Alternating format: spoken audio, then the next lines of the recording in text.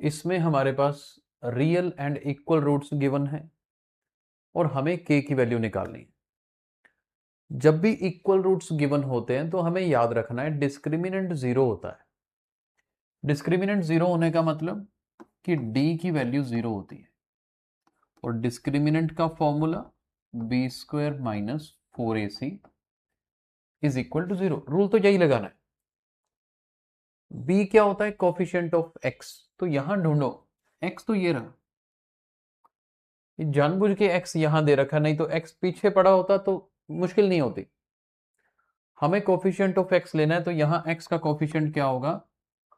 ये -2 भी आएगा, 1 + 3k भी आएगा।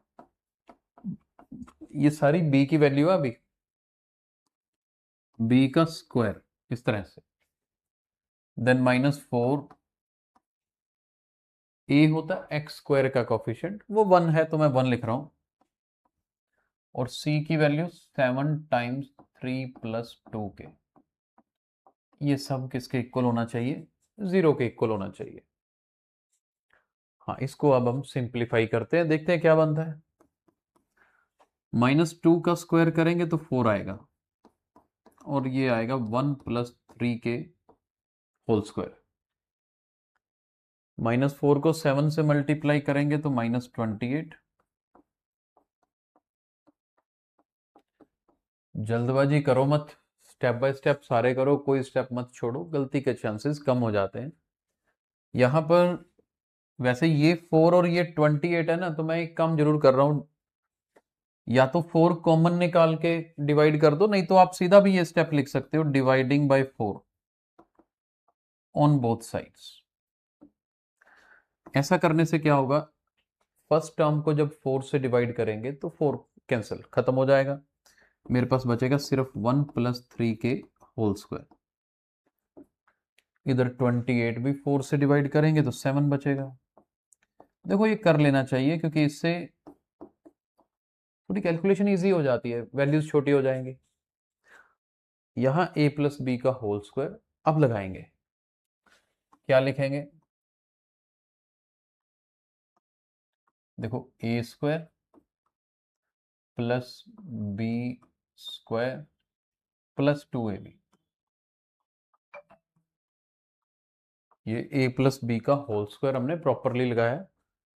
फिर -7 और ये ब्रैकेट को ओपन करेंगे, -7 को 3 से मल्टीप्लाई किया -21, एंड -7 को 2k से मल्टीप्लाई करेंगे तो -14k। This is what I am getting. और आगे सिंप्लीफाई करते हैं। 1 + 3k का स्क्वायर करेंगे तो 9k स्क्वायर, 3 2 जार 6k, -21 -14k is equal to 0। Quadratic equation बन रही है। स्क्वायर वाली टर्म्स में मेरे पास सिर्फ 9k स्क्वायर है, 6k और -14k मिलके बनाएगा -8k, और 1 - 21 करेंगे तो -20 बनेगा। हाँ, इसके बाद क्योंकि मुझे k की वैल्यू निकालनी है तो फिर मुझे इसे सिंप्लीफाई तो करना पड़ेगा। और वो बात अलग है कि मेरे को अगर मिडिल टर्म स्प्लिटिंग से इजी लगता है तो मिडिल टर्म स्प्लिटिंग से कर लें, कुछ नहीं समझ आ रहा तो क्वाड्रेटिक फॉर्मूला लगा के कर सकते हैं। हाँ, क्वाड्रेटिक फॉर्मूला में मेरे पास d की वैल्यू निकालते हैं पहले, discriminant b is -8, a is 9 and c is -20। इनको देख लेते हैं मल्टीप्लाई करके क्या बन रहा है। 720 बन रहा है, 720 + a 784 बन रहा है। चलो ठीक है, 784 लिखने से काम इजी हो गया क्योंकि ये एक परफेक्ट स्क्वायर है।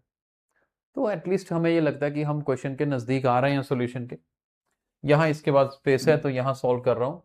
अगर मैं सीधा x की वैल्यू निकालूं तो इट इज -b ± √d/2a।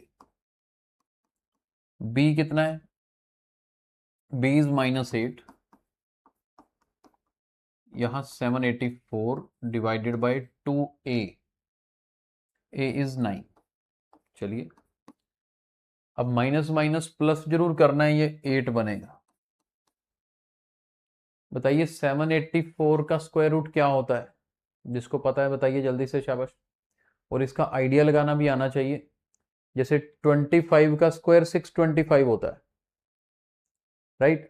30 का स्क्वायर 900 होता है। तो मेरे को आइडिया हो गया कि ये 25 और 30 के बीच में होगा। अब 25 और 30 के बीच में ऐसा कौन सा नंबर है जिसको स्क्वायर करने पे लास्ट में 4 आए? ना तो 26 ना 27, वेरी गुड, 28 होगा। तो मतलब यहां मैं 28 लिखूं। 9 2s are 18, तो ये बनेगा 8 प्लस 28 अपॉन 18। इसको सोल्व करोगे 28 प्लस 8 होता है 36, 36 अपॉन 18 करोगे तो आपका आंसर आएगा 2। एक तो k की वैल्यू 2 आ रही है मेरे पास। दूसरा आंसर निकालना जरूर है क्योंकि वहां है 8 minus 828, 8 minus 28 upon 18, that means minus 20 upon 18। और माइनस 20 अपॉन 18 इसको करेंगे सॉल्व तो क्या बनेगा? नेगेटिव में है, ये बनेगा जी माइनस 10 अपॉन 9। तो ये दो आंसर आ रहे हैं मेरे पास। एक k की वैल्यू 2 आ रही है और एक k की वैल्यू माइनस 10 अपॉन 9 आ रही है। और इसमें से कोई वैल्यू ऐसी नहीं होनी चाहिए जो एक्स स्क्वायर वाली टर्म को खत्म कर दे।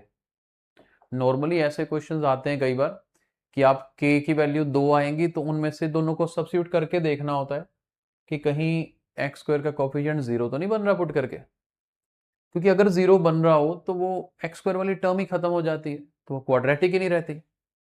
तो उस टाइम पे हम उस वैल्यू को रिजेक्ट कर देते हैं। बट मैंने अभी यहां देखा कि ये एक्स स्क्वायर तो खत्म नहीं हो रहा, और k की वैल्यू को अगर मैं 2 भी पुट करता हूं तो भी कोई दिक्कत नहीं है, और माइनस 10 अपॉन 9 भी पुट करता हूं तो एक्स स्क्वायर पे तो कोई फर्क नहीं पड़ता। तो मैं इसके फिर दोनों आंसर लेके चल सकता हूं।